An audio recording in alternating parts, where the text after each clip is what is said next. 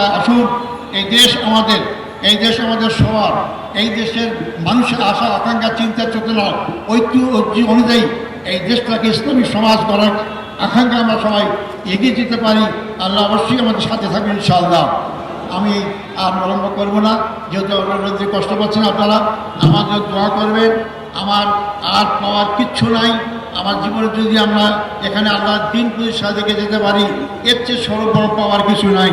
আপনাদের সবাই সেই দিন প্রতিষ্ঠা আন্দোলনে যার যার জায়গা থেকে যে ভূমিকা রাখা দরকার সেই ভূমিকা সবাই রাখবেন, এই আশাবাদ ব্যক্ত করে সাংবাদিক বন্ধুগণ, ফটোগ্রাফার যারা এখানে আসছেন, যারা আজকে আমাদের এখানে উপস্থিত হয়েছেন, তাদেরকে আমি ধন্যবাদ জানাতে চাই, এবং যারা যেভাবে আমাকে সহযোগিতা করেছেন তাদেরকে ধন্যবাদ জানাতে চাই।